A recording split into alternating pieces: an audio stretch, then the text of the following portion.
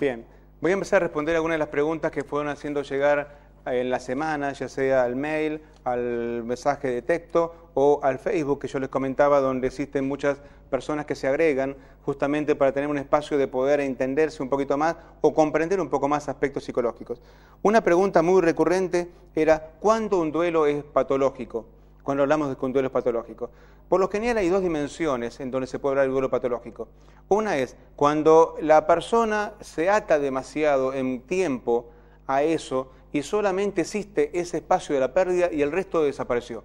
Es cuando de alguna manera se genera como un vacío y uno se engancha al vacío y se queda atrapado en el vacío. Yo les hago la metáfora, una persona melancólica es un muerto en vida. Una persona con melancolía es una persona que está encerrado en su casa, en la oscuridad, que apenas come, que no habla con nadie. Es la representación del muerto en su propia vida. Es como que se proyecta en el muerto, no es el muerto en sí, pero es como que se proyecta en el muerto. Es como que de alguna manera hay un vacío que se va. Y yo en vez de soltar aquello que el vacío está llamando, me quedo agarrado a eso y me voy al vacío junto con eso que lo atrapó.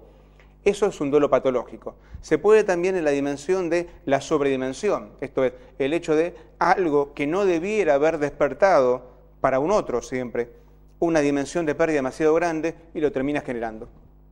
Yo le puedo contar pacientes que han venido manifestando el duelo por un animal que murió. Y dice, ni a mi papá lo lloré tanto como lloré a esta mascota. Y es un duelo que usted le dirá de afuera, pero ¿cómo exagerar? No, cada uno vivencia el duelo. Y es muy personal el duelo, con lo cual de afuera no tenemos ni noción, ni tampoco derecho a criticar a la persona que está sufriendo un duelo, porque el duelo es muy vivencial a cada experiencia. Entonces tenemos que tener ese respeto. Otra pregunta que nos pueden, acá nos llegó un mensaje que dice, estoy viendo su programa, mi esposo tiene que operarse del corazón y tiene miedo porque su padre murió luego de una operación como esta. Acá se traba un poquito el mensaje. Bueno, a ver, acá llega. Una operación como esta. Está muy angustiado y se puede complicar por eso la operación. Hace un año que estamos en esta situación y no sé qué hacer. Gracias. Bueno, habíamos visto en los tipos de duelos que hay un duelo anticipatorio, que puede ser justamente proyectado a partir de duelos anteriores. Esto es, uno puede decir, hay una persona que le pasó algo en su vida y funciona como disparador de otra cosa anterior. Acá no dice el nombre de nuestra oyente, pero está hablando de que hay algo que justamente lo está empeorando a esta persona por no poder haber llevado un duelo previo y no poder ahora anticipar a su propio duelo, que es justamente someterse a una operación. En este caso lo que podemos recomendar, obviamente, siempre que se pueda hacer una terapia y comenzar esto sería recomendable. Pero lo que más que nada habría que trabajar es qué valor tiene y qué sentido tiene esa operación para la persona. Esto es, que pueda dimensionarse él y a sus seres queridos con respecto a esa operación. Cuando podamos encontrar justamente de qué manera uno se dimensiona frente al valor de aquello que está exponiendo, va a encontrarse también en mayores herramientas y va a empezar a tomar los recursos necesarios para poder sobrellevarlo. Uno siempre tiene miedo a una operación, pero cuando existen duelos no elaborados, esa operación tiene un sentimiento posterior, ¿no? Entonces, un poco lo que nuestra oyente nos está comentando es esa imposibilidad de poder llevar adelante esta situación. Habíamos dicho al finalizar el bloque anterior que íbamos a tratar de ver de qué manera las personas se presentan, cuáles son las situaciones más comunes en donde basan su discurso y a ver si se acepta la expresión. ¿Cuál es su excusa mayor para no soltar, para no dejar ir, para no dejar que ese espacio quede liberado y poder esa energía canalizarla hacia el resto de los seres queridos que siguen vivos, ¿no? Entonces, ¿cuáles son los discursos más habituales y de qué manera podemos ayudarlos? Bueno, pasa por la no aceptación, ¿no es cierto? Uno no puede entender que un hijo se vaya antes que uno, porque culturalmente estamos preparados para perder a los padres, a los abuelos, pero nunca a los hijos. Ajá. Entonces es como que uno entra, antinatural, digamos, exacto, en un estado de shock donde no puede entender. Y más allá de pasar por una terapia, que sí es muy importante, en mi caso me ayudó mucho, esta cosa de ir al grupo y de compartir con otro papá que pasó anteriormente a mí lo que yo estoy pasando, me puede hablar con su experiencia y ayudarme, ¿no? Y lo que yo entendí en el grupo es que uno tiene que dejarlos ir para poder empezar a vivir, porque si no uno sobrevive, no vive. Entender que la vida de nuestros hijos fue hasta ese día y hasta esa hora. Y ahí es donde uno empieza a tener paz con uno mismo, cuando puede llegar a entender. Pero hay que estar preparado para entender. Y como uno no está preparado para perder un hijo, entonces nos cuesta mucho entender. Y hay distintos tiempos para cada persona. Cuando suceden estas situaciones, por lo general obviamente uno pregunta ¿por qué a mí? ¿No? ¿Por qué me tocó a mí? ¿Por qué la vida se la agarró conmigo?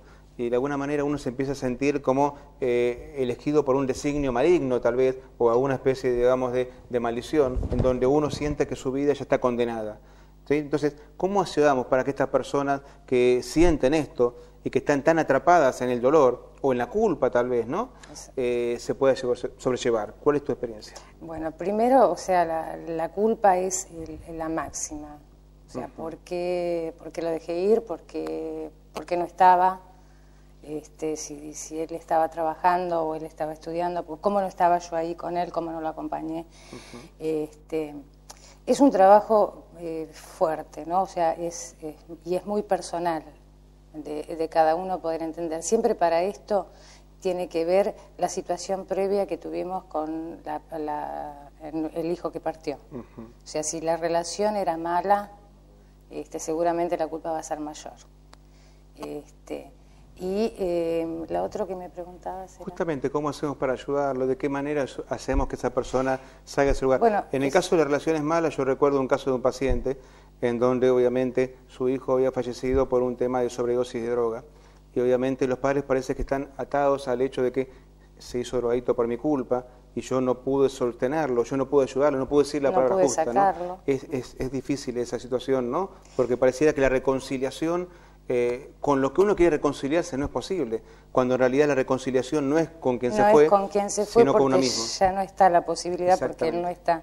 Y en la medida en que uno entiende que no es con ellos, que ya no están y que no podemos hacerlo, está bueno también la fe, ¿no? Que uno por ahí puede creer que en otro lugar se va a encontrar, es en cómo hago acá, hoy.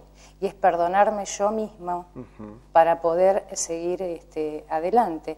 Vos hablabas hoy del enojo con la persona que se fue. Sí. Sucede muchísimo en los accidentes. ¿Cómo no te cuidaste? ¿Cómo no miraste para cruzar? Y uno como que se enoja con la otra persona. Entender y aceptar que estuviese en el lugar que estuviese, sucedía, después que sucedió, obvio, ¿no?